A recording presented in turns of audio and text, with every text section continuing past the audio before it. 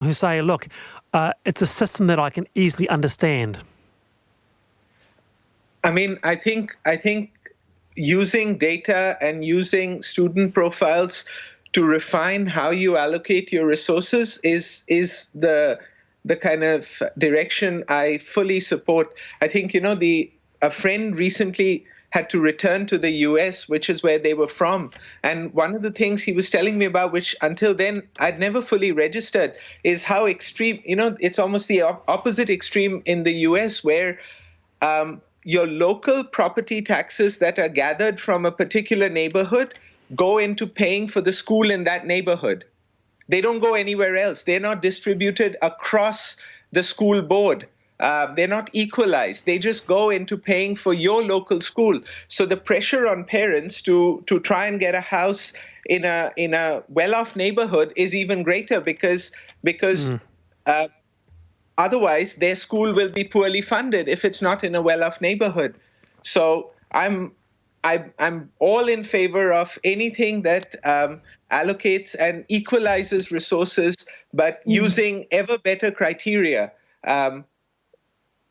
There is a real stigma with that decile thing. I actually went to a decile 1 school, and a lot of my friends in older life were talking about their schools being decile 10. And, we joke about it now, but there really is a stigma around what decile school people went to. To that end, a text here, my 3 children went to decile 2 schools by choice and have all got top university honours. Plus, they can communicate with anyone and have a wide range of friends. A bit of response on this. And to science fiction as well. William says, Dear Wallace, science fiction puts the human condition in a particular context like most other fiction. It often turns fiction into fact over time. To not recognise it as proper literature and worthy of study is intellectual sophistry, says William. And Paul says there's been some awesome female sci-fi authors recently. Annie Leckie, Martha Wells, KB Wages, just to name a few that spring to mind. And that list, here it is, because many of you wanted it, by the English lecturer. Robotics by Isaac Asimov, Human, Political and Social Evolution by Frank Herbert, the Dune series, Dystopias by Aldous Huxley, Brave New World, George Orwell, Ursula Le Guin on feminism, Arthur C. Clarke on the exploration of other worlds and fantasy. You've got J.R.R. Tolkien, Terry Pratchett and Robert Rankin. So from this, Rajorshi, I'm expecting your next novel to be a complete science fiction fantasy mashup. Could it happen? Well, not to go in, my last novel does have elements of science fiction in that people find out they've been gifted these incredible powers, and the whole of the story is figuring out who is giving these powers and at what cost. What's it called? It's called Shakti, and I'll stop there with the self-promotion. Any good? That's awesome. Oh, it's got a great but name. I had that haiku. I had that haiku to share. If you have a moment. Briefly, here we go. Let's do it. It goes, my haiku. 5 syllables here, 7 more syllables here. Are you happy now? Raj. That is brilliant. Ruth, you've been amazing. Thank you very much for being on the panel with me. Till next time. I'm Wallace Chapman. See you tomorrow.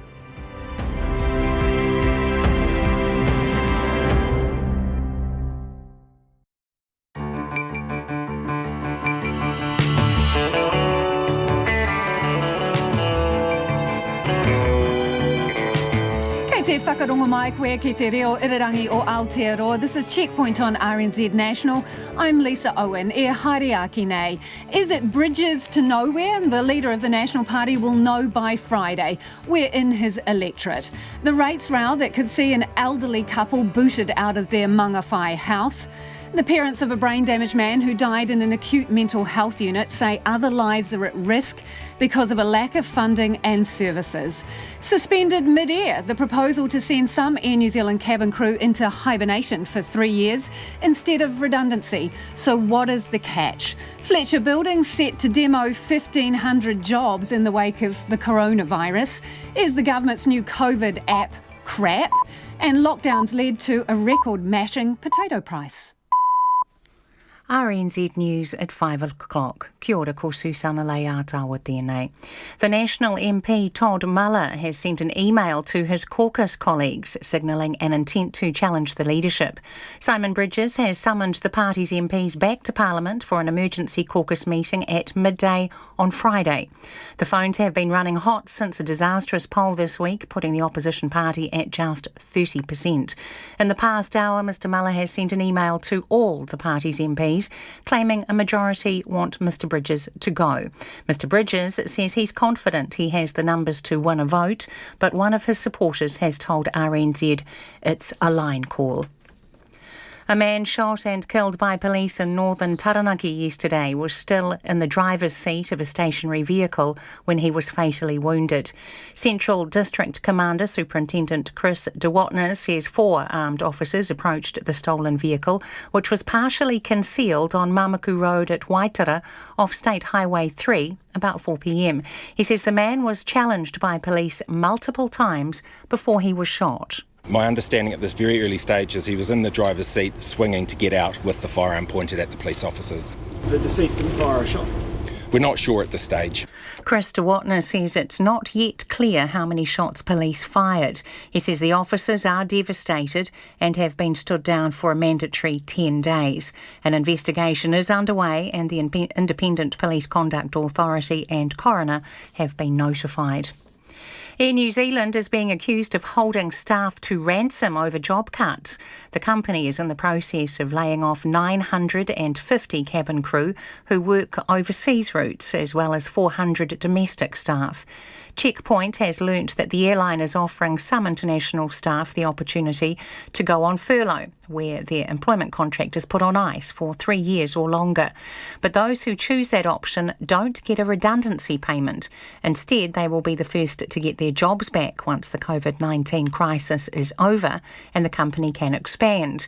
This has angered some cabin crew who say it's unfair and they feel they're being held to ransom.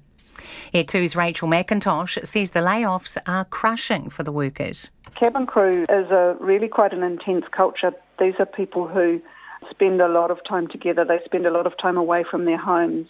So they form like a second family. To be cut out of your work is devastating on a level for flight attendants that doesn't apply to everybody.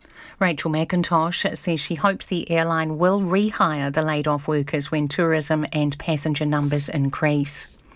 New Zealand First has shot down any hope of the country getting an extra public holiday to help to revitalise the tourism industry. While visiting Rotorua yesterday, the Prime Minister Jacinda Ardern said the government was exploring a range of ideas, including additional holiday time. But the Deputy Prime Minister Winston Peters says his party, New Zealand First, does not support the idea. In a tweet, he says holidays are great, but they cost small businesses who already are under huge financial strain due to COVID-19. The Prime Minister is urging the public to socialise safely when bars reopen tomorrow. Drinking establishments will have to operate differently with strict COVID-19 regulations in place. Jacinda Ardern says she knows it's been tough for bars. I know that they won't be operating in the normal way. We all have a safe new normal now. And for me, I wish them, every success as we look to rebuild as a country. And my hope and expectation is that everyone supports them to do that safely. Jacinda Ardern, bars have been some of the last businesses able to reopen under Alert Level 2. It's 4 minutes past 5. In sport, All Black Nehe Milner-Skudder's feet on the rugby field are only part of the reason Highlanders coach Aaron Monga is looking forward to working with his new signing. Major says players in his young Super Rugby side, who lost 4 of their 5 games before the competition shut down, needs a better work ethic, and he thinks Milner-Skudder can show them the way.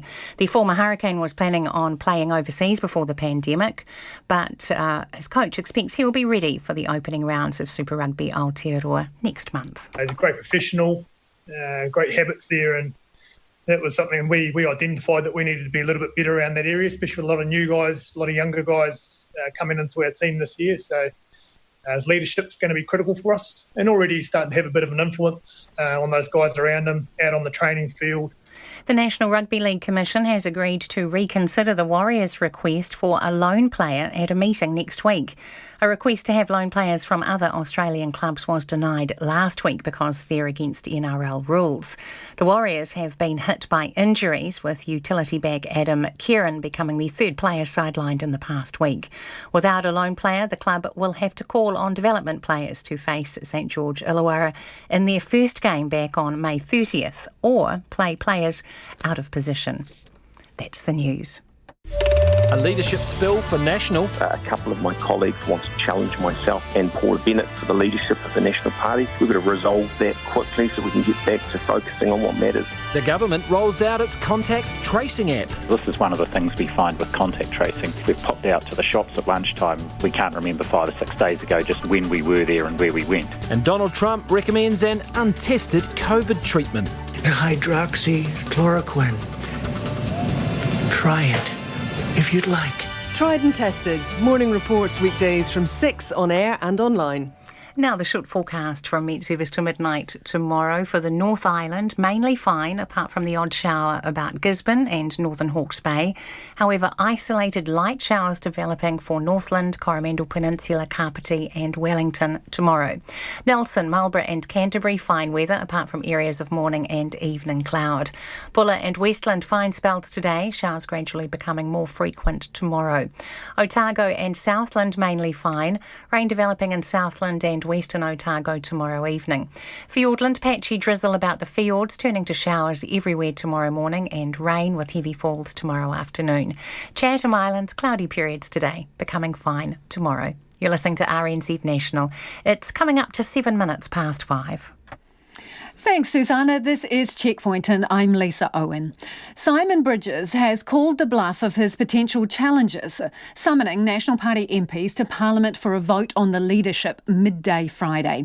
It's still not clear where the votes would fall if there is a direct challenge, with one well-placed MP, a Bridges supporter, telling RNZ it was a line call. The numbers have been being done to see if there was enough support for an alternative ticket of Todd Muller and Nikki Kay. But they've gone to ground today and are yet to make any public comment about whether they will front and challenge Mr Bridges on Friday. But an email has just gone out from Todd Muller to MPs signalling their intent to do just that. The phones have been running hot since a disastrous poll this week, putting the opposition party at just 30%. During his morning media round, Mr Bridges said there would be a vote to settle the matter once and for all. Here's our political editor, Jane Patterson. The pressure has been on Mr Bridges for some months, and that ratcheted up after the poll on Monday. This morning, he threw down the gauntlet. A couple of my colleagues want to challenge myself and Paula Bennett for the leadership and deputy leadership of the National Party. We've got to resolve that quickly so we can get back to focusing on what matters. He's confident he'd have the numbers to see off any challenge. Paula and I will win. But look, we're putting it to the test to resolve it quickly. Bay of Plenty MP Todd Muller and Auckland Central's Nikki Kay have been testing the water, but when asked, Mr Bridges declined to name them publicly, calling the vote as a bold move and one that carries risk, but it will flush out his would-be opponents, putting the pressure on them to show they have majority support or leave him to contest the election. Senior MP and former leadership contender Judith Collins says she won't be mounting a challenge. No, I've got no intention of being involved in it, in any of that at the moment. Well, actually no intention at all. She's urging the caucus to resolve the leadership ructions quickly, but wouldn't comment on whether Simon Bridges and his deputy would survive a vote. Look, it's entirely up to the caucus. I'm not doing numbers for myself or anyone else, and I'm not interested. I do know that what happens in political parties in an election year is that disunity is terrible in terms of the people and the polls, and it's something that whatever people need to do, they need to sort it out as fast as possible. Mark Mitchell, who also ran for leader in 2018, is ruling himself out of any challenge. From day one, I pledged my support and loyalty to Simon. He retains that as leader. Obviously, there's been some caucus colleagues that have been active. We'll be going into caucus next Tuesday, and whatever happens in caucus, we will emerge as a united team. The popularity of Prime Minister Jacinda Ardern and the extensive coverage she's had during the lockdown have been a major contributor to Mr Bridges' woes, but she had little to say about the manoeuvrings happening at pace across the aisle. As I've said many, many times before, my focus has always been on running the government, and at this time, more than any other time, my focus is squarely on what we need to be doing on behalf of New Zealanders. So I'm not going to change my practice of not engaging in the politics of the opposition. The Friday vote will put the current ructions to bed, and Simon Bridges says he expects that will be the end of it. National is trading on the political focus swinging strongly to the economy, with the true damage of the lockdown yet to be revealed. And once it does, that voters will look to National as the party to most competently lead the recovery. The problem remains for Mr Bridges, however. Will the voters want to hear what he has to say, and will that be reflected in upcoming polls between now and the election? From Parliament for Checkpoint, Jane Patterson. And Simon Bridges, Paula Bennett, Todd Muller and Nikki Kay were all unavailable for interviews. As you heard a short time ago, Todd Muller has sent an email to his caucus colleagues signalling an intent to challenge the leadership ticket of Simon Bridges and Paula Bennett. Jane Patterson joins us now with the details. What's the latest, Jane? So this email has gone out literally in about the last half an hour after Todd Muller and his deputy on that ticket, Nikki Kay, really have gone to ground all day since that interview with Simon Bridges this morning, where he confirmed that the vote would be held. Now, in the email, Todd Muller says that he has notified Simon Bridges and the party president Goodfellow of his intention to hold a ballot as soon as possible, and at this stage that looks like it will be midday Friday, with Simon Bridges summoning all MPs to Parliament to hold that vote and get it over and done with as soon as possible.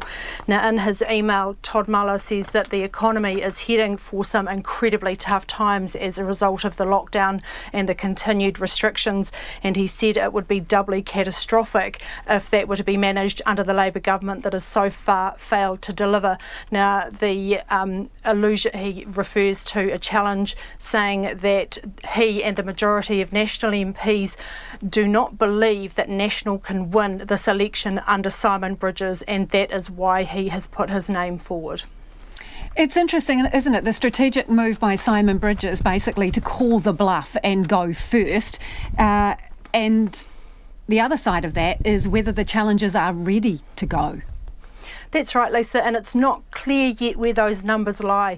We've had someone from the Bridges team tell us that it's going to be, quote, a line call. Simon Bridges there this morning, and as you would expect, saying that he has the numbers, he's confident that Paula Bennett and himself can see off any challenge. But we're also hearing from the Muller camp, at least through this email, that they have not specifically support, but there is a rump of MPs who don't believe that Simon Bridges can do the business this election. But look, it was a really risky move and a bold move on behalf of Mr Bridges this morning, basically to call their bluff, and what it did, it forced that challenge out into the open. The numbers have been being done, the phone calls have been happening, but there hadn't been that formal statement yet, and this is what Simon Bridges' comments today forced out, and it also puts the pressure on individual MPs who might have been vacillating between keeping Mr Bridges on or forcing a change. It puts the pressure on them to actually say where their vote is going to be. Now, not much time at all. This is happening very rapidly. They only have basically a day and a half, not only to get to Wellington, but also to decide which side of the camp that they are going to go to. Thanks, Jane. That's Jane Patterson joining us live from Parliament. Watch this space, and another poll is expected out tomorrow sometime. Air New Zealand is looking to furlough some of its cabin crew for 3 years or longer, with the incentive of being rehired first if and when the airline takes off after a massive downturn in the wake of COVID-19. It's in the process of laying off more than 1,300 cabin crew, 950 of them international, but it is offering some of them the opportunity to go on furlough, where their employment contract with the company is basically put on ice. Workers who choose that option don't get a redundancy payment up front, but could be among the first to be hired back if the airline takes off again.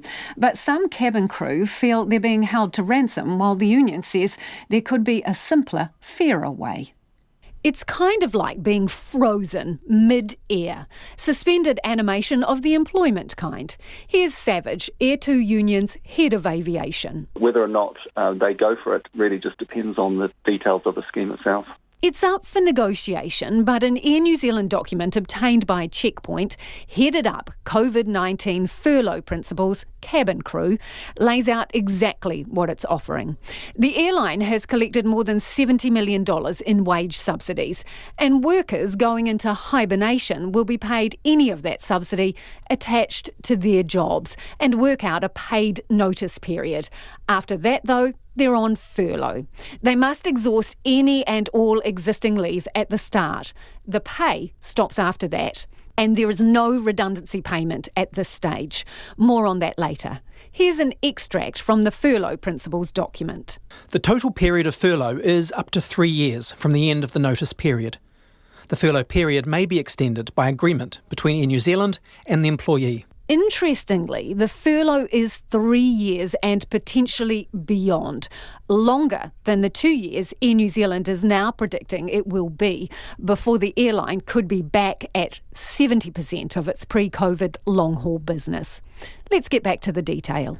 The employee's employment with Air New Zealand is in effect frozen, so they will not accrue further entitlements under their employment agreement, such as annual leave, annual pay steps, sick leave, superannuation. But Air New Zealand will count the time on furlough as continuous when it comes to calculating the likes of long service leave. The hibernating crew can bail on the agreement at any time, no notice required, and they'll be paid redundancy calculated prior to furlough. Same for Air New Zealand if it decides to pull the pin during or at the end of the furlough period, if its trajectory is not upwards. But some people simply can't afford to wait, according to Savage. Not everyone is in a position where they can forego a redundancy check, and there are many people who don't think it's really worth waiting, given that the airline, particularly for international cabin crew, is saying that it may be a number of years before they're able to rehire people. So why hang in there for what undoubtedly is going to be one bumpy ride? The document spells it out. Recall opportunities will be given to those on furlough before external offers of employment are made, including to redundant former employees, and in accordance with the recall list. For some crews, their spot on the recall list is based on length of service with the company. But there are different crew contracts, so conditions vary too. But preferential rehiring based on whether you take furlough grates on some cabin crew. This worker's comments are revoiced to protect their identity. Redundancy payments are there for a reason and must not be held ransom to save money for the company. The company could develop a scheme that simply said, we will prioritise all ex-employees and we will make sure that those people have the most simplest way of coming back into Air New Zealand because we value them as employees. Furloughed staff taken back during any reboot will return to usual hours on the terms and conditions of their employment agreement pre-COVID-19 or the collective contract if they are party to it. Cabin crew on frozen contracts can still access staff travel and they're able to get another job while hibernating. But there is a kicker. They can't work for another airline or an Air New Zealand competitor. Savage from Air 2 Union again. At the moment, the company is driven largely by the need for money. You know, as one executive said to me, cash is king. And what we're seeing at Air New Zealand is a company that is hell-bent on saving as much money as they can, on getting terms and conditions that suit them and on arrangements that suit them. And that's the problem we face at the moment. Cabin crew tell Checkpoint the redundancy notices have been served, but the union says it could be several weeks before the details are thrashed out. It is 18 minutes past 5 and you're with Checkpoint on RNZ National. Keen for your feedback. You can text us on 2101, tweet us at Checkpoint RNZ or email checkpoint@rnz.co.nz. And a few of you are getting in touch about Todd Muller. This is the contender for the National Party leadership, whether it's Muller, like the American, or Muller. Think of it this way. He's mulling over whether he's going to be the leader of the National Party. Todd Muller. A man shot and killed in Waitara yesterday was still in the driver's seat of a stationary vehicle when he was fatally wounded. Police say he was attempting to get out of the stolen car and had a cut-down .22 rifle aimed at its officers, but they can't say how many shots its officers fired or if the man used his weapon on police. Our Taranaki Whanganui reporter Robin Martin has more. Police were called at 3:40 yesterday about a Brixton man in his 50s who was distressed and believed to be armed. Using GPS data from the vehicle's owner, they found it partially concealed on Mamaku Road off State Highway 3 at about 4:10. Central District Commander Superintendent Chris DeWatner says 4 armed officers called for any occupant to get out of the car, but initially got no response. As the police officers got closer to the vehicle, a male appeared in the driver's seat of the vehicle. He was challenged to get out of the vehicle. At that stage, he presented a firearm at the police officers. Police officers challenged him to put the firearm down, to which he failed to do, and the police officers shot the male, and he subsequently died at the scene. District Commander DeWatner says the man appears not to have left the vehicle before being shot. My understanding at this very early stage is he was in the driver's seat swinging to get out with the firearm pointed at the police officers. The deceased didn't fire a shot? We're not sure at this stage. We certainly presented the firearm at our police officers. That must be quite a simple thing to deduce. We would prefer to go through the investigation process before we sort of release that sort of information. It's not even 24 hours since this happened, so we've got a process to go through. He couldn't say how many shots police had fired. That's information that will come out of the investigation in the next few days once the scene examination is complete. We've retained the 4 firearms that were carried by the police officers, and they will undergo ballistic examination, which will help us determine that. District Commander DeWatner says the 4 officers involved had been stood down for a mandatory 10-day period. He says no police officer goes to work intending to shoot a member of the public, and they're devastated. Mr. DeWatner says police are working closely with the dead man's family, who are also heartbroken. Mamaku Road resident Morgan Watson was concreting at the back of his property at the time of the incident. He says he noticed the commotion as police swooped on the area, which is popular with boy racers, but he didn't hear any shots. Mr. Watson says police face a difficult position if guns are pointed at them. It's a sign of the times. The police have to do the job, you know, and I'm still old-fashioned. You know, you shoot him in the leg or something, and but if you're still going to go and do it, shoot him. You know, they've got to protect themselves, you know, first and foremost, you know. A family friend who did not want to be named says the dead man was a reasonable bloke and a keen outdoors man. He was short, solid, you know what I mean, and he loved his motorbikes, so just leave it as that, you know. But I think he loved his hunting too, you know what I mean.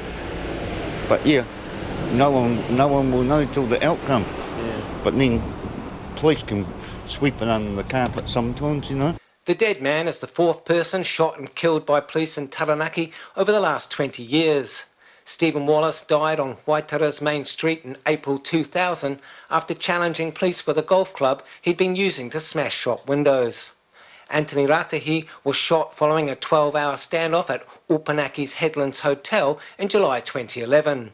And Adam Morahu was killed after he fired at and threatened to kill officers responding to burglar alarms at the New Plymouth Golf Club in June 2013. A critical incident investigation into the current shooting is underway, and the Independent Police Conduct Authority has been notified. The death will also be referred to the coroner. I Waitara mo te hōtaka o te ahiahi pōnei, ko Robin Martin ahau. An elderly Mangawhai couple could be kicked out of their home over a long-running rates dispute with Kaipara District Council. Bruce and Heather Rogan have until Friday to pay the council $115,000 in court costs and penalties. The rates rebels say their quality of life has plummeted as a result of the stoush. Reporter Nick Trubridge and cameraman Nick Monroe spoke to the Rogans about their ordeal. Bruce and Heather Rogan sit in the house they could lose as they recount their bitter battle against the system. After numerous lengthy court spats, the Mangawhai couple's struggle is nearly over. The rates rebels have been given until Friday to pay Kaipara District Council more than $100,000 of court costs and penalties. refuse to pay, and they believe the council will move heaven and earth to foreclose on them. At the moment, they're pursuing us for the court costs and the penalties and interest. However, they did, after some negotiation, after we offered to pay, we said, OK, we can't afford to pay all that, but we can pay $80,000 and settle it. They turned that down and said, no, we will forego the interest, which was about $7,000. So we'll forego that, but you must pay the rest, which comes to about $115,000. And you have until the 22nd of May, this Friday, to pay that. And basically, if you don't pay, we have charging orders, 3 charging orders over your property. The Rogan story can be traced back over a decade. In 2006, Kaipara District Council told ratepayers it would borrow $35 million to build a sewerage system in Mangawhai. The following year, it drew down $60 million for an expanded scheme without consultation or revealing the debt. Bruce, Heather and hundreds of fellow ratepayers were outraged and resisted rates payments in protest. Getting information, yes, but we wanted to see some action taken because once the state of the blowout had been disclosed, we said, well, this is not something that you could conceivably leave alone. You've got to do something about this because if a business entered into a project that was going to cost $20 million and it ended up spending $80 million on that project, somebody would be held to account because the shareholders wouldn't tolerate anything else. And we're the shareholders of the council. Back in 2013, the High Court made it clear ratepayers would have gained the declaration they so longed for, that rates levied for the sewerage system were invalid. However, Parliament gazumped the court by months earlier passing a bill validating the rates. Bruce says he only ever wanted to get to the bottom of the council's gaffe. And we said, well, you know,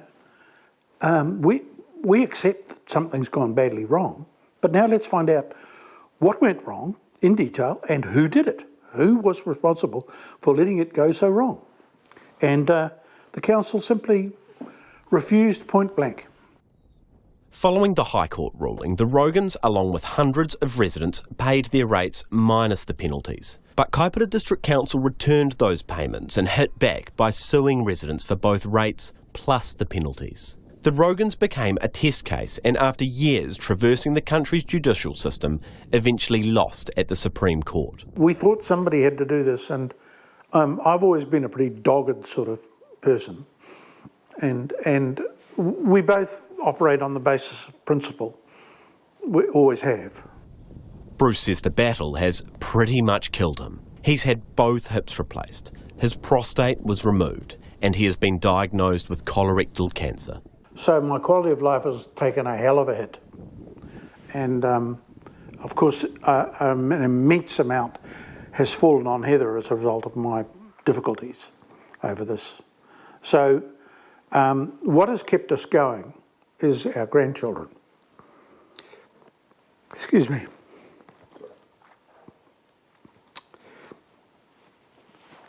We don't want to leave a world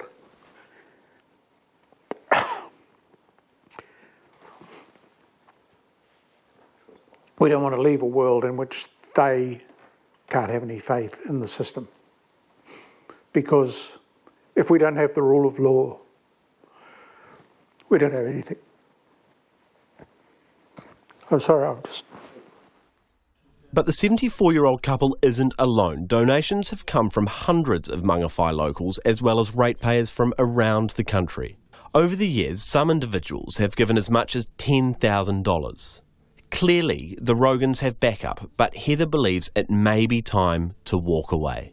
We feel really we have no choice but to pay. However, a question has arisen as to the legality of their pursuing penalties when we have on a number of occasions, actually paid our rates. On one occasion, all the rates which from striking rate payers were paid to them, and then they were all returned. But they say that they have a legal opinion that says that they can still charge penalties on rates even though they've been tendered, given the rates, and that they've sent them back. So we're up in the air a little bit about that. Kite Premier Jason Smith says court-ordered interest charges could be added to what the Rogans owe if they don't pay. But the council could go further and take the couple's property. That is one possibility. Quite simply, they have a debt to be paid, and they can pay it however they choose. It is regrettable how long this process has all gone on for, and it's a very, very sad story, and I am sad. One way or the other, the decade-long saga will end on Friday. For Checkpoint, Nick Trubridge.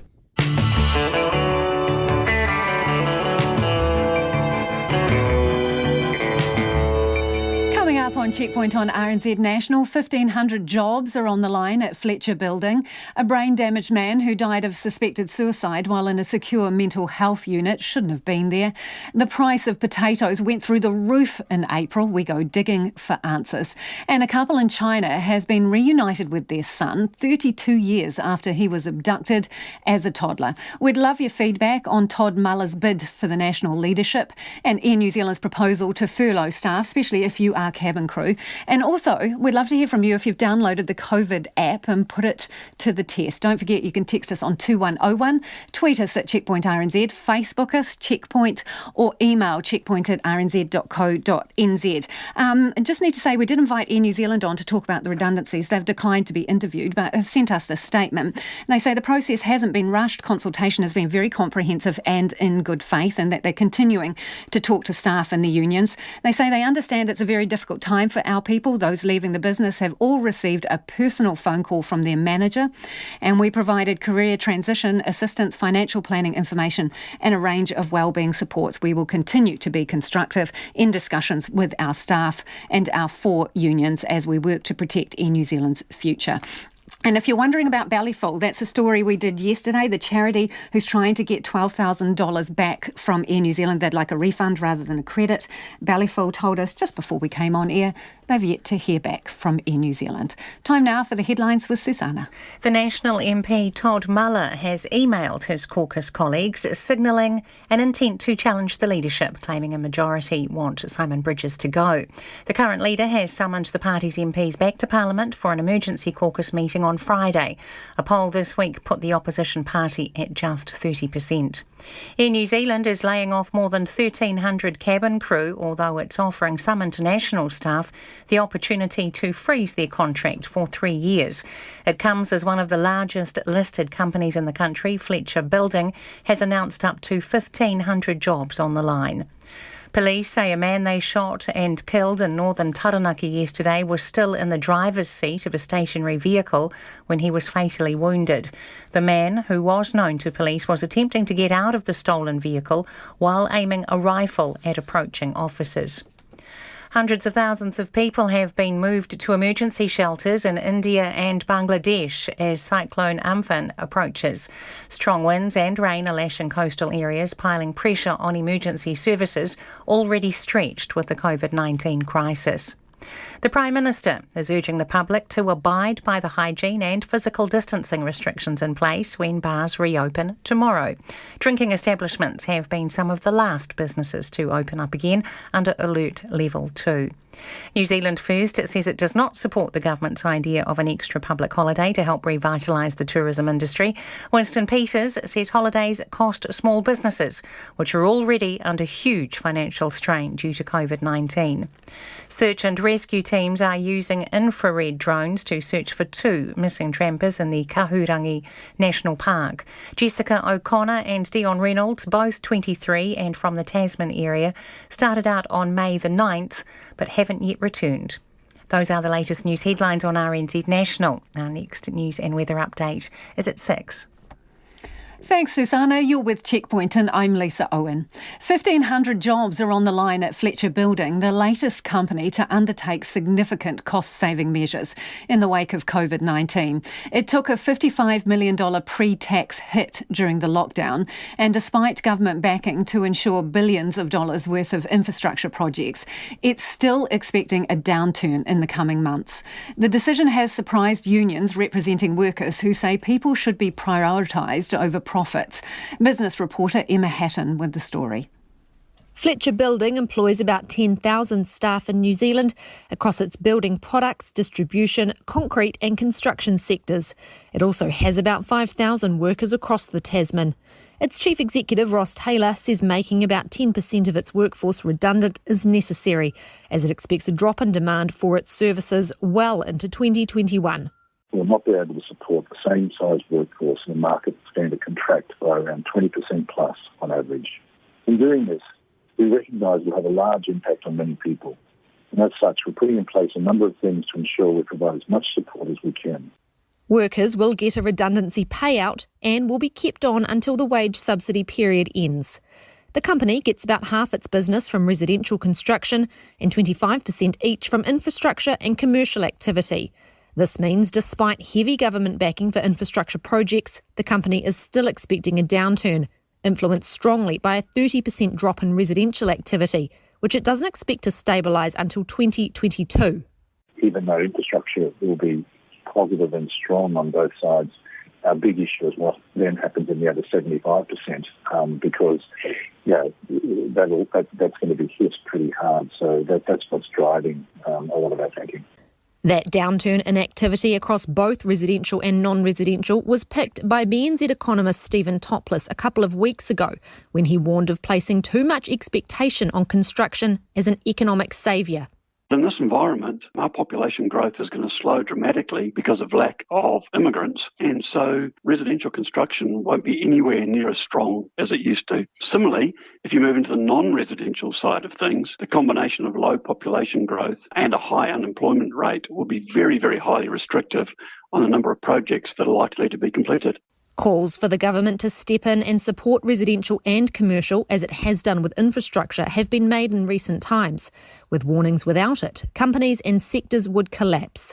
Meanwhile, the National Secretary of the Amalgamated Workers Union, Maurice Davis, says the announcement this morning could have been handled better.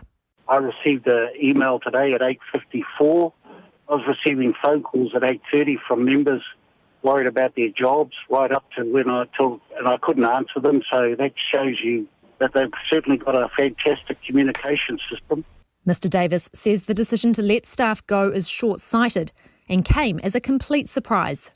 Everyone thought that they'd be safe in construction. You could say aviation, tourism, you're in trouble, but I don't think any of the workers thought that construction and the ancillary parts of the business like building products would be affected.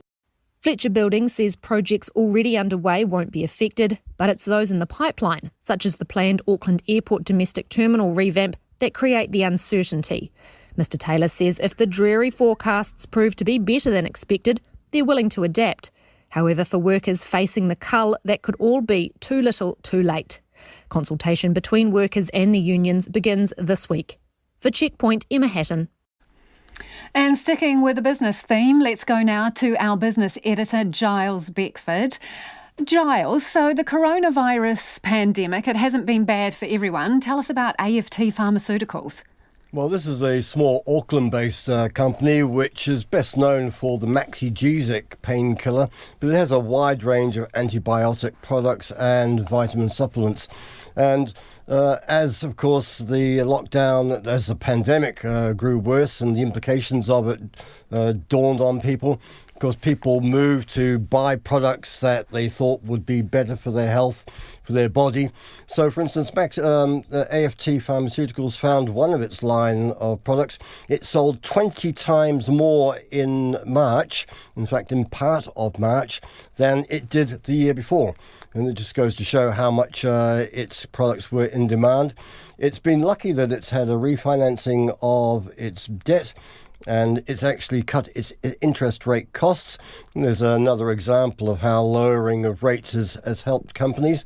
So what the company has reported today was a $12.7 million after-tax profit. In the scheme of things, no big shakes. Last year it was a couple of $1 million loss. Sales went through the roof, though, up by more than a quarter to about $114 million. So it's one of those companies which has done well out of the pandemic. It's emerging stronger. The people there, they're pretty low profile. Hartley Atkinson is the chief executive, and he tends to play things down a wee bit.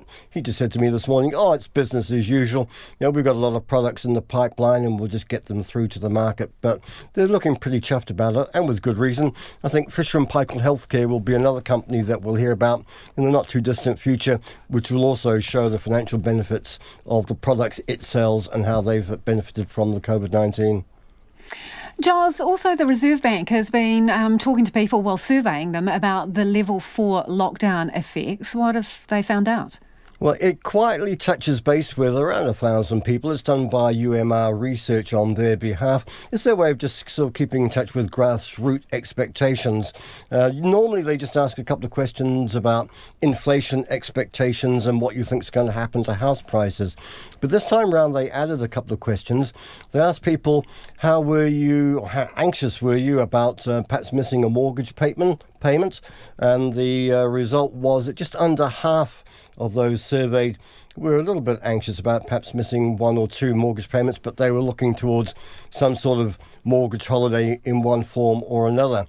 They asked people who rent properties how they felt, and about 60% of those surveyed said they were anxious to some degree about missing out on a rental payment. Of course, among the measures that the government brought in for the COVID-19 was a rent freeze and basically protecting people's tenancies for a while. But interestingly, in both instances, the most anxious were in the 18 to 29 year category. And the third question, extra question I asked was, how anxious are you about whether you'll keep your job? And in the context of that package, we were just hearing from Emma Hatton about Fletcher Building, a very relevant question. And the upshot was just under half were worried about holding on to their jobs over the next 3 to 12 months. And once again, the youngest age group is the most concerned. And I just did a very quick tally before I came on air, and we've had taking into account the latest comments from Air New Zealand or prospects from there, we've had more than 3,000 job losses announced in the past week to 10 days. So there's a magnitude there of the way the pandemic is hitting business and the consequences of it. Yeah, those numbers are the gritty end of things. Speaking of numbers, let's have a quick whip around the markets. A bit of a do-nothing day for shares locally. It was generally negative through much of the session. Improved slightly to the end, but just down 3 points, 10,789. On the currency front, Kiwi 61.1 US cents, a bit stronger there, 93.2 Australian, and still stuck around 49.8 British pence. Thanks, Giles. That's Giles Beckford, our business editor, crunching the numbers for us today. Potato lovers are being told the closure of independent grocers during lockdown was to blame for a big spike in spud prices last month. New figures from Stats New Zealand show potato prices hit an all-time high in April, lifting 18% to an average $2.51 per kilogram. The chief executive of Potatoes New Zealand, Chris Claridge, told rural reporter Maya Burry he was alarmed when he saw the numbers and did some digging. Maya, we are very concerned to see the spike in prices and wanted to understand it a lot better. What we're seeing doesn't quite tell the whole picture. Farm gate value to growers has not increased, so the growers are not getting more money for potatoes. What we've seen in April is the impact of COVID-19, that the independent fresh vegetable stores were closed and only supermarkets were able to be accessed for fresh vegetables. Now, what that means is that the cheaper end of the market wasn't catered for and people have gone into supermarkets. Now, that has meant that you're seeing a purchase of higher valued potatoes in the marketplace. So the smaller pack size, the 1.5 kilo pack size, has been purchased at more frequency, and that's skewed the prices higher. At the same time, we're seeing people who wouldn't necessarily buy potatoes have started to experiment, and they're buying those smaller packs of potatoes. Now, the horticultural sector begged the government not to close down the independent fresh vegetable stores because we were worried about exactly this happening, that the availability of cheap, affordable vegetables was being diminished. Now, that's unfortunate. Is it a bit ironic because wouldn't growers have been experiencing an oversupply of potatoes because, you know, that food service route through fish and chip shops, fast food outlets, they were actually closed for the month of April? Correct. And, you know, there are plenty of potatoes available, and there are plenty available at the bulk cheap end of the market. Now having those fresh vegetable stores open, people can access that. The food service industry is critical to our sector. Having people go to their local fish and chip shop is really important to us. About 55% of all potatoes grown are processed into fries, and having access to fish and chip shops is really important for our industry. We're seeing a return. But going forward, we want to see that the hospitality sector gets back on its feet and people enjoy their fish and chips. And that is Chris Claridge, the Chief Executive of Potatoes New Zealand. Just a warning, this next story deals with content that some people might find distressing. A brain-damaged man who died of suspected suicide while in a secure mental health unit shouldn't have been there and was being treated in a way that didn't help his condition, according to a report into his death. 24-year-old Tamaki Heke was found dead in the Waitemata DHB's He Puna Waiora unit last May. His death came just a week after another suspected suicide there. He had previously been diagnosed with fetal alcohol spectrum disorder. He had an intellectual age between 8 and 12 years old and was prone to copycat behaviour as a consequence. The 24-year-old also suffered from PTSD, ADHD and intermittent psychosis and had been admitted to the acute mental health unit 11 times because of suicidal thoughts and self-harm.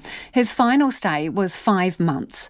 On the night of his death, Tamaki Heke's foster parents warned He Puna Waiora he could hurt himself and asked for him to be watched closely because of his copycat behaviour.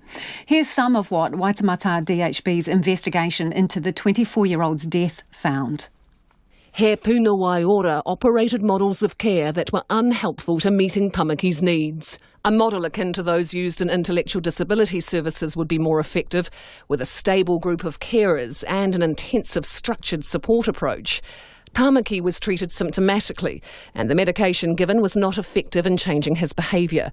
A planned education session on fetal alcohol spectrum disorder didn't happen, partly due to the challenge of urging doctors to attend.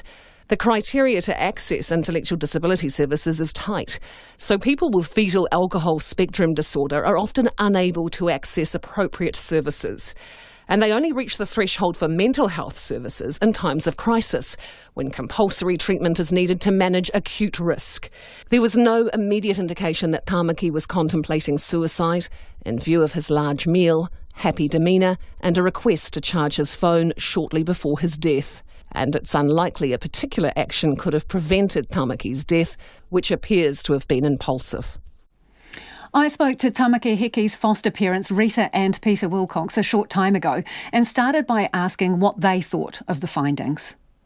Quite happy with the findings. Would like to see them a little bit more strongly worded, such that they don't just get put on a shelf. I think there's some important stuff in there that the health system needs to learn from, and the worry would be is that they don't learn from it. Rita? Yeah, like Peter, I don't think it's strong enough. There's so many reports that have come out and they agree, and it says that they need to make changes, and then nothing happens. Years later, they're still doing the same thing. And that's my worry with the report, that it's just glossing over that there's blame at Waitemata and they need to do something. How fit for purpose was the care that your son got at He Puna Waiora? How fit for purpose was it? Not fit for purpose at all. No. Basically, it was they were trying to fit him into the wrong model of care. He caused a huge amount of damage to him, we believe. Yep. He was put on medication to treat what they thought were conditions when really it was just his disability. So he has brain damage from having fetal alcohol effects, and they were trying to medicate that instead of giving him the emotional support that he needed for day-to-day living. Basically, he needed somebody to guide him through life, and they were using medication to dope him up so that he didn't have to respond to life because he was so doped up. He was getting behavioural therapies that were not suited to his level of understanding. Is that the case, Peter? Yes. So basically, if you look at the model that they were trying to put on him, it was beyond his abilities in terms of his disability. And that comes out in the report. And I think that's probably one of the very strong points that needs to be made, is that when things aren't working, then you need to actually stop and go, this isn't working, what do we need to do? Instead, they just kept on trying to repeat the same thing over and over again. It's institutional insanity. In terms of, so people can understand, the level at which Tamaki understood things, what age would he have been in terms of his understanding? Probably between the age of 9 and 12, depending on what it was. So he ended up in He Puna Waiora 11 times, and everybody who contributed to that report agreed that he shouldn't be there. So how can there have been nowhere for someone with fetal alcohol spectrum disorder to go for help? How could that have happened? Well, the problem with Tamaki is that his IQ was too high. It was 75. 75, and you had to be 73 or 72. There's a criteria that it gets to in the low 70s that you can get for disability services. Do you mean, Rita? Yes, from disability services, and he didn't qualify because he was like maybe 5 points too high, but they didn't take into account the assessments don't take into account all the other problems. Like he had a very, very low function ability. That's where he operated at about a 9-year-old. And because the assessment doesn't take those two criteria into account, it only takes the intellectual, he didn't qualify for a thing. He didn't have a physical disability. To them, he didn't have an intellectual disability because he was, a few points too high, and they didn't take his function ability into account because they don't do that in New Zealand. And recognise it. And the other thing, the only other way that he would have qualified for funding was if he had a psychiatric condition, and he didn't have a psychiatric condition. In all reality, they probably, He Puna Waiora should have treated him the same way they did when they did at 18 at North Shore, when basically he presented there with problems. They kept them in there for 2 weeks, and then they pushed him out the community because basically they said, there's nothing we can do for you, don't qualify for anything. At the same time, at that time, we were asking for support, and they said, well, basically there's nothing. Ultimately, he ended up in prison for a period of while he was on remand. For somebody that's 9 to 12 years old, that I believe is absolutely appalling statement on our society. So he was in a place where he shouldn't have been, receiving care that wasn't suited to his problems and being medicated with medication that was doing nothing to help him. So what were the consequences of that? Basically, over the 3 years, his whole demeanour just cycled down. You'd see him go up and down, as he took every knock that was happening in the system because they weren't understanding him. I mean, some of the things that actually occurred to him through the system, if you looked at it through his eyes, you would regard as psychological abuse. I mean, the classic case was, and we have a complaint in about this, is that he was in the community in a place that he was enjoying, he was doing really well, his whole mood was great. They called him in one day to North Shore Hospital to have his sort of routine follow through by the mental health team, and he was told, "You're not going back," just like that, without any preparation, nothing. It was just cold blunt, "You're not going back." Why? Oh, we haven't got the money. Yeah, the funding ran out. So we weren't told to support him.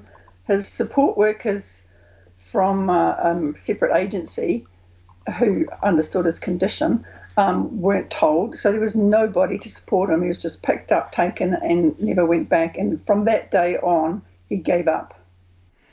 So funding is highlighted as an issue in this report, the lack of continuity around funding and a lack of services. What needs to happen?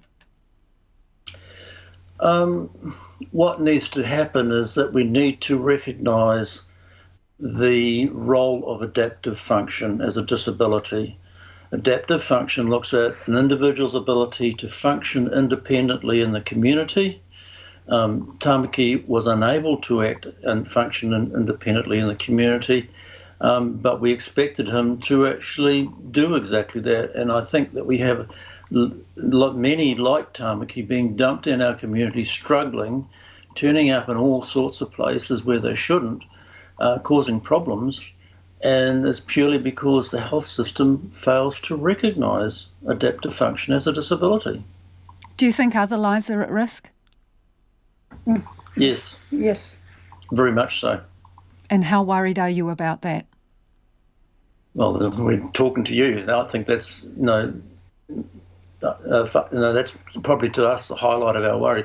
We're very concerned about what is happening in our mental health system. And there are other people that we talk to that express exactly the same concerns. But the system, like in Tamaki's case, when you talk to them, they ignore what you have to say. They don't listen. They don't want to look it through the patient's eye or through the family's eyes. And that was Rita and Peter Wilcox. And if that story raises any issues for you and you need to talk, you can call or text 1737 anytime. Waitemata DHB wouldn't be interviewed, but it says it continues to extend its condolences and thoughts to Tamaki Heke's family, whānau and friends. In a statement, it said the report found a number of contextual factors that contributed to recommendations for further action.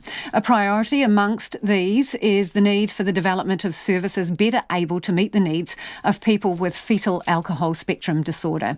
The DHB fully accepts and agrees with this as an area for attention, locally and nationally, and it has raised the need for care and dedicated services for people with FASD with the Ministry of Health. The DHB says it offered to meet with the Wilcox family to discuss the report, but due to COVID-19 lockdown, this was not possible, but it says the invitation remains open. A couple in China has been reunited with their son 32 years after he was abducted as a toddler. Mao Yin was snatched when he was 2 years old, while his father stopped to get him some water on the way home from nursery. His parents had never given up hope of finding him, as the BBC's Asia Pacific editor Celia Hatton reports. Over the years, the 1988 disappearance of 2-year-old Mao Yin became one of China's most notorious child abduction cases. Not because the case was that unusual. Thousands of children are snatched and then sold by Chinese child trafficking rings every year. But Mao Yin's disappearance was never forgotten because his parents refused to stop actively searching for him. They travelled across China, handing out more than 100,000 pamphlets and volunteering with rescue groups, helping 29 other sets of parents find their missing children. Then, last month, a sudden breakthrough in the hunt for their own boy. Police in the Chinese city of Xi'an received a tip about a suspicious adoption dating back to the 1980s. They then used facial recognition technology to match old photos of Mao Yin, the toddler, with current photos from the province of Sichuan, where he was believed to have been sold. A digital match was verified by a DNA test, and then a heartfelt reunion filmed in front of dozens of news cameras.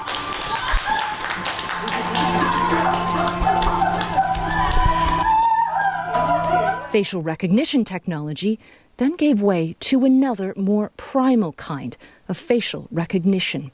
Mao Yin, the boy, now a man, looks nearly identical to his long-lost father.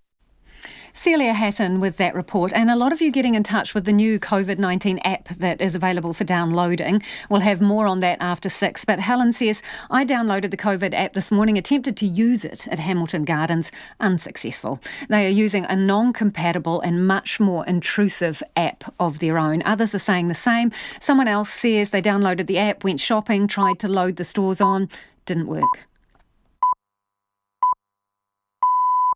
RNZ News at 6. Ngā mihi nui ko Susana Leata with DNA. The National MP, Todd Muller, has alerted his caucus colleagues he intends to challenge the leadership at an emergency meeting on Friday.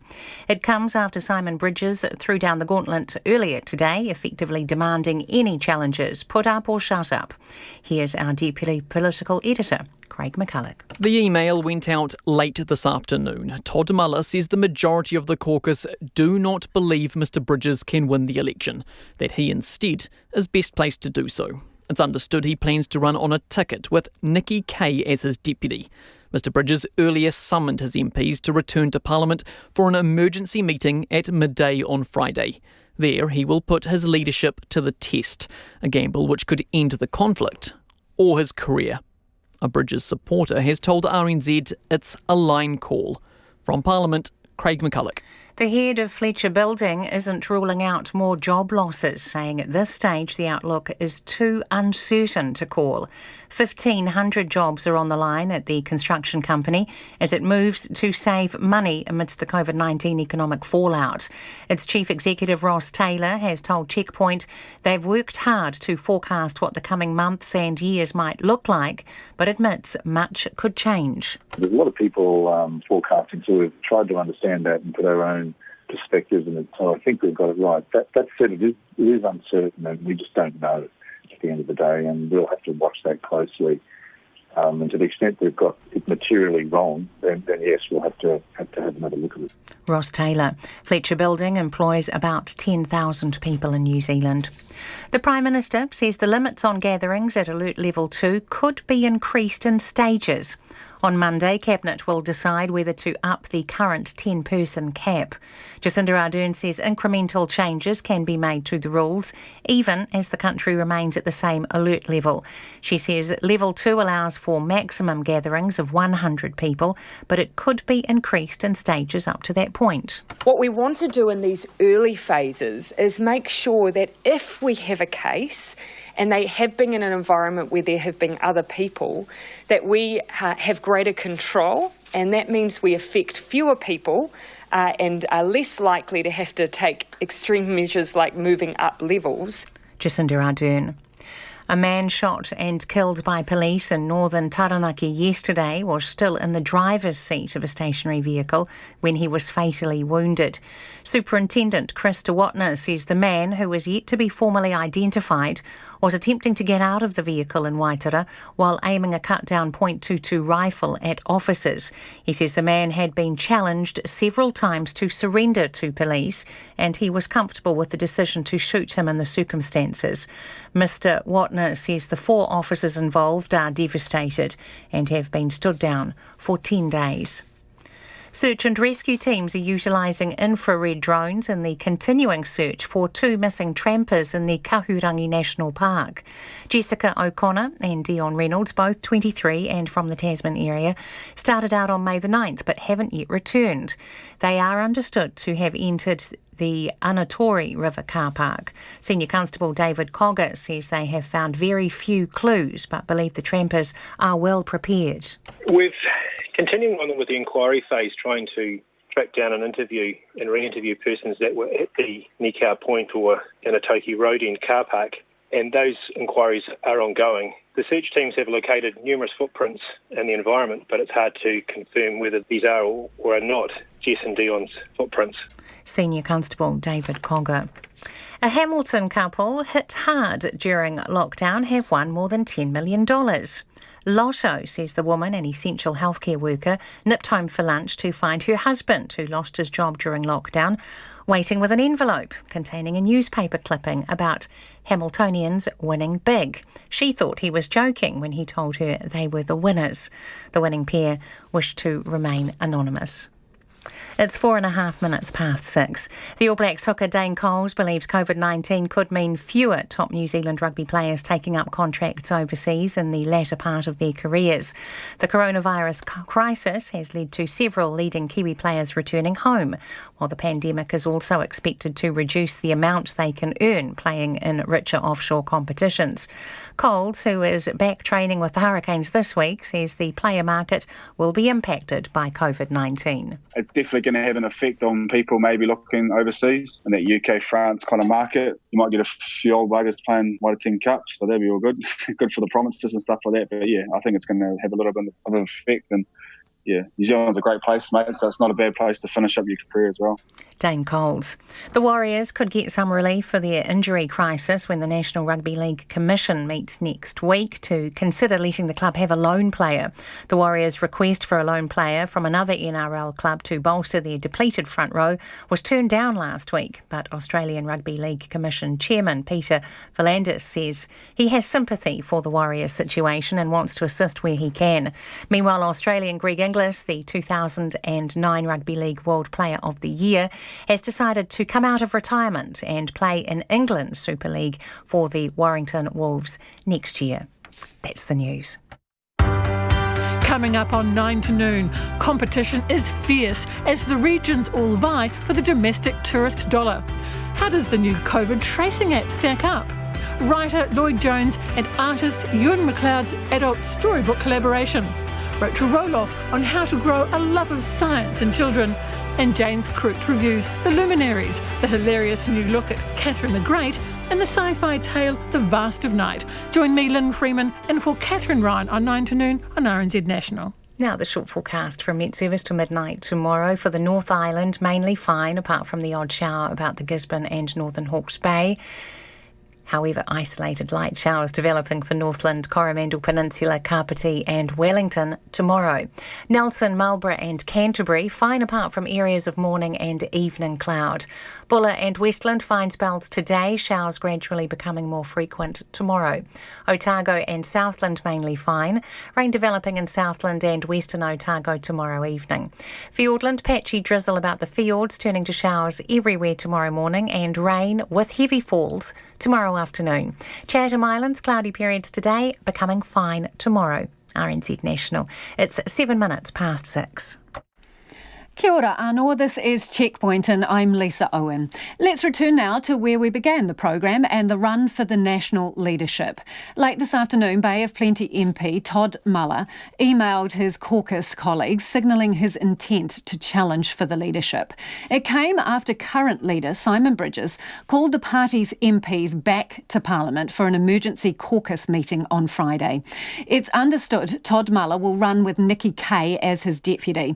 In his email, he says the country faces the most enormous challenge since the end of the Second World War. He goes on to say that Labour has failed to deliver on every measure it has set for itself in government. He says this will not change and the consequences of Labour being re-elected would be catastrophic for 2 generations. He goes on to say that our communities and our economy are at stake and it is essential National wins the election. Todd Muller says he shares the view of the majority of colleagues that this is not possible under the current leadership. Todd Muller says based on that, he is best placed to earn the trust of New Zealanders on September 19. Remember, all of this comes after a News Hub Reid research poll on Monday night put National at just 30%, and Simon Bridges on 4.6% as preferred Prime Minister. Todd Muller himself went to ground today. Nikki Kaye's not talking either. So we sent our reporter Nita Blake-Person and cameraman Simon Rogers to Tauranga to see if we could track Mr Muller down. He's the man everyone wants to hear from today. We're just looking for Todd Muller. Yeah, he's not in the office today, but we can get a message to him if you'd like. There was no sign at his Papamore electoral office, nor at his local bakery. We're looking for Todd Muller. Does he spend much time here? Yeah, he comes in often, comes and gets a coffee. What does he order? Sometimes gets a flat white. It depends, I suppose, on what he's feeling during the day. Like a sweet treat, or is he more of a savoury? Oh, I couldn't tell you. He's always different. Yeah, he's a great guy. Comes in, he's really nice. While finding Todd Muller proved tricky, it was also challenging to find people who knew who he was. Excuse me, sir, we're looking for Todd Muller. Are you familiar with Todd Muller? I wouldn't actually know who he is, sorry. Do you know who he is? No, sorry. No, I don't. No, I don't know what it is really. Sorry for that. Todd Mullen. He is a national MPA. Isn't he based in Papamore? Yeah, do you see him around much? I see his flyers and stuff around. He looks like a good bloke. What does Todd Muller mean to you? He's a National Party MP, isn't he? You familiar with him? Not really, no. Do you think he should take over Simon Bridges? Well, I don't know enough about him. I quite like Simon Bridges, so the end of that. But for those who were familiar, they were surefire fans. I support Todd Muller. Do you support him in a potential leadership bid for the National Party? Yes, I would do. Why is he a better bet than Bridges? I think he speaks really well. He's got good knowledge, and he's worked as CEO. Oh, where was it? He worked. Yeah, Wallace. He's got lots of, and he's a really, really good guy. With Simon Bridges, the MP for Tauranga, and Todd Muller representing the Bay of Plenty, the leadership contest is testing some local loyalties, including at Tauranga Boys College, where Todd Muller is an old boy. Simon Bridges remains and will always be a friend of the college, so he's been a supporter of the college. But yeah, there's a certain soft spot with Todd as an old boy of the college. And yeah, we've had some leaders come through most recently, so just currently we have the captain of the Black Caps, so we have Kane Williamson, we have the current All Black captain, Sam Kane, and we also have the helmsman of the America's Cup, Peter Burling. It'd be fantastic to have those three current sports captains as well as the captain of the nation. Principal Robert Mangan reckons Todd Muller's in with a good shot. So at this stage I'd say he probably is a dark horse in terms of actually becoming leader of the National Party. So I think he's got the qualities. I think his experience through leadership in horticulture and in industry is quite significant. So I think he would be well placed to support the focus on the development of the economy that we need under the current crisis. Political straw polls of Tauranga Boys College students have proved incredibly accurate over the years. Current head boy Logan Green says students haven't had time to take the political pulse just yet, but he thinks Todd Muller has the skills to go to the top. Whether he has the recognition is another thing. I think it's certainly interesting. I don't think he has as much of a presence in mainstream media. Certainly a lot more well known around here. In Tauranga for Checkpoint, Nita Blakeperson. And if you want to watch that story online, we'll post it on our Facebook page and our website. But how will this leadership spill play out in Wellington on Friday? Well, joining us now is former National MP Chester Burrows. Hi, Chester. How does it work when you have a leadership challenge and you're all in the room together? Talk us through it. Well, it's been interesting because we haven't seen too many of those in the last few years. When we went from Don Brash to John Key, it was a done deal sorted out between the two parties, Simon Power and Bill English versus Jerry Brownlee and John Key, and so that was nutted out that way. It was pretty well a fait accompli under Bill English, and I wasn't there when the move from Bill to Simon went. But what traditionally happens, of course, is that people start quietly building up their support base until they're brave enough to go for broke. Then something happens like today and it's brought on, and then people who, having done the numbers, rely on the support base that's already pledged and go about getting the numbers in the middle. The unusual thing about this is what you just pointed out there, Chester, that people go when they're brave enough and they think they've got the numbers. But how much messier is this, given that Simon Bridges forced the hand of those challenging him this morning? I guess he wouldn't have done it if he didn't feel confident. I think that's fairly straight, and actually bringing it on, and it's a little bit like pushing the button first on the chase or something. You know, bringing it on and being the son to the one seen to be the one who brings it on, shows some strength, and it may well catch the others off guard. So if they were expecting to go in a couple of weeks, then all of a sudden, it's going to be Friday and they better be ready. So, I think good on Simon for doing that, for showing the mettle. Potentially one of the better political plays from him? Yeah, I think so. I mean, anyone looking around would see that he's made a few mistakes, although I quite like Michelle Bogue's line that he's another victim of COVID, without being too tacky about it. The fact is that he was, or National was, winning the stakes until COVID came, and Jacinda got the opportunity to shine. But, you've got to look at history, and we had the opportunity to do those things around, or John Key did, around things like the global fiscal crisis and the Christchurch earthquakes. So what mistakes do you think he has made during this time? I think he's been seen to be too political and too full of rhetoric at times when there needed to be a bit more solemnity, and things need to be seen a little bit more seriously. The way that he responded when he was the chair of the COVID committee, he would have been better to just take the smile off his face a little bit and to be a little bit more considered. Even if he made the same points, he didn't need to look as if he was making hay while the sun shone. So that's now, right? But his ratings in the preferred Prime Minister stakes have never been good. So why doesn't he connect with voters? I don't know about that. I wonder if, to some degree, they know him too well. When he came into Parliament first up, he was seen as, a bright shining star who beat Winston Peters out of Tauranga, in spite of what Bob the Builder had done the election before. But he absolutely caned at Winston Peters of 10,000 votes, so that was pretty serious. He was given opportunities to be a young gun, up against Jacinda back in 2008 when he came in. So he's been given a lot of opportunities, and I wonder if, to some degree, the public had already made up their mind about him. And to another degree, I wonder if he sort of wasn't quite what was expected, and that at the time that Bill English stood down, for instance, there was probably an expectation to some degree fueled by the media that there would be a move to someone like Judith Collins, and Simon Bridges sort of came out of left field, and it was a little bit like, well, this isn't what we ordered, and so there was sort of always a bit of dissatisfaction there in any event, and he didn't make big enough gains to start with. So it was pretty tough. And remember, he came in as leader when Jacinda was already a Prime Minister who was turning a lot of heads. So what does Todd Muller have that Simon Bridges doesn't? Well, I think much more than Simon, Todd is a student of politics. He was leading the research unit under Jim Bolger.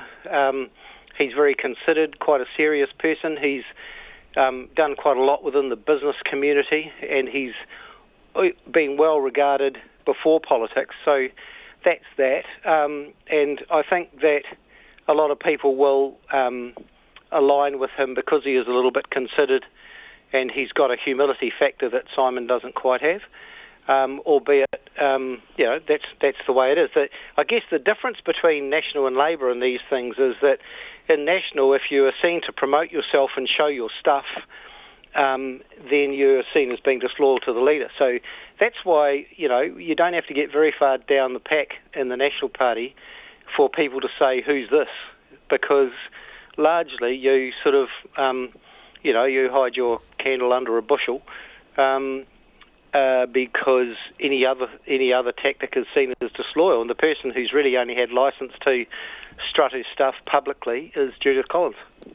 So if it goes, regardless of the outcome, right, on Friday when this goes to the caucus, do they risk sort of becoming a little bit like Labour now that we've seen the workings behind and the fact that there's machinations, and do they risk sort of firing through a whole bunch of leaders in a very short period of time?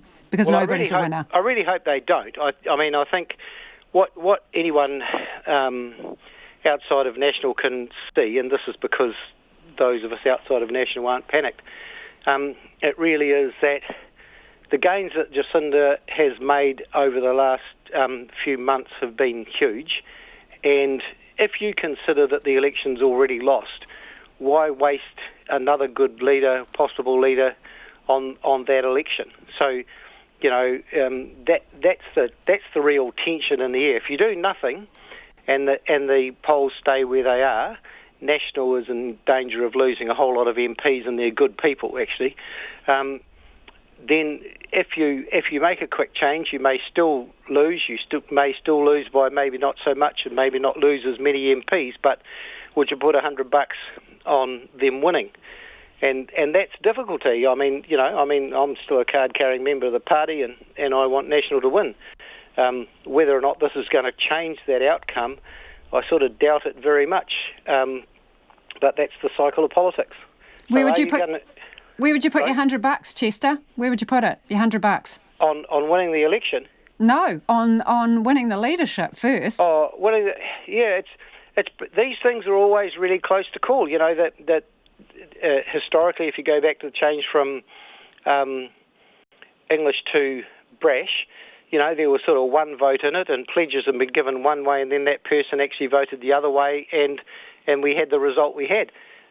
So these things do come down to the wire, and it's pretty dicey. I'm not really a betting man, but I would say I actually like both guys very much, and I think it's been sad for Simon that he's fallen on this particular time, because I think any leader under National would have really been any leader of the opposition under this crisis with Labour in the ascendancy would struggle, and I think pretty much the public and the party would be pretty hacked off with anybody who was there, because there was always going to be a downturn in the polls.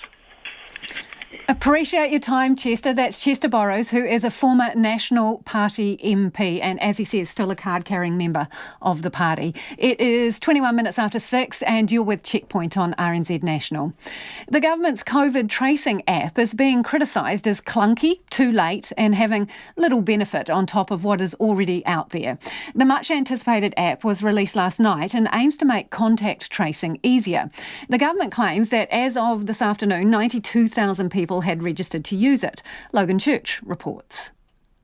The Director-General of Health, Ashley Bloomfield, describes the New Zealand COVID Tracer app as a digital diary, and he says it will help the country move towards Alert Level 1. I would encourage Kiwis to download the app, and our key public health controls, as you know, are to identify cases early, by testing, then isolate those people, and then to identify quickly who their close contacts are and isolate and test those people as well.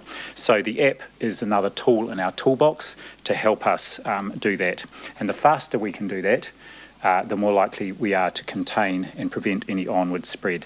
After downloading it, users have to enter their email address and a password. Entering other details, such as a name and cell phone number, is optional but recommended. The idea is for users to scan QR codes on Ministry of Health tracer posters when they enter businesses, offices or other places. But questions are being raised as to how useful it will actually be. Professor Dave Perry, Head of Computer Science at AUT, says the app doesn't bring much benefit to the person using it. I do think that it's probably a bit of a wasted opportunity at the moment, given that this is pretty simple sort of functionality, and that we could have done a lot more with it. Whether that's going to come later, hopefully it will. So there's nothing particularly wrong with it, but it's also, I don't think, going to encourage people to use it or to get the sort of coverage that people want. He says part of the problem is that people in many cases are going to have to use several apps when visiting stores and cafes.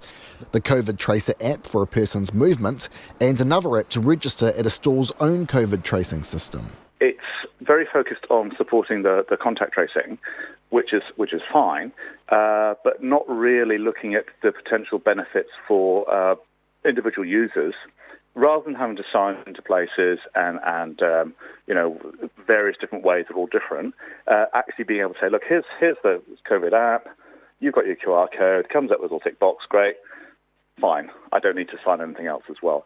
That would be a really big benefit for people, but until that happens, then people are going to have to remember possibly 2 apps or 3 apps or whatever in order to get into the place, plus also record the data for the COVID app. And he's concerned the app won't see mass pickup as the government is hoping. The worry I have is that really there's no incentive to carry on using it once you've started. So we all forget to do things. We all forget, to do the things we're supposed to do. And it's an extra thing to do, which I suspect a lot of people will just not bother with or forget or whatever.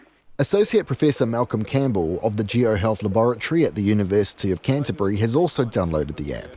He says the sign-up process was a little difficult, but was impressed the Ministry of Health got the app released as soon as it did. I guess the sign-up was perhaps a little bit clunky, but that's okay. Nothing's perfect. And then I had a bit of a go at testing it this morning, which was okay, but of course there was a little bit of a teething problem. It didn't quite work as I expected. But actually, I think getting something that's worked this quickly is actually really, really not a bad thing overall. The New Zealand COVID Tracer app is available on the Apple and Google Play stores. For Checkpoint, Logan Church. To the US now, where the war of words between President Trump and the House Speaker Nancy Pelosi has continued. Yesterday, Ms Pelosi sounded concern about the president's decision to take the unproven drug, hydroxychloroquine. She said it can pose a risk for people with heart conditions and labelled the president morbidly obese. The president, however, said he wouldn't respond to the comment, saying Ms Pelosi is a waste of time. Later in the same news conference, it appears he couldn't help himself. These people are sick. Pelosi is a sick woman. She's got a lot of problems, a lot of mental problems. We're dealing with people that have to get their act together for the good of the country. Okay, thank you very much.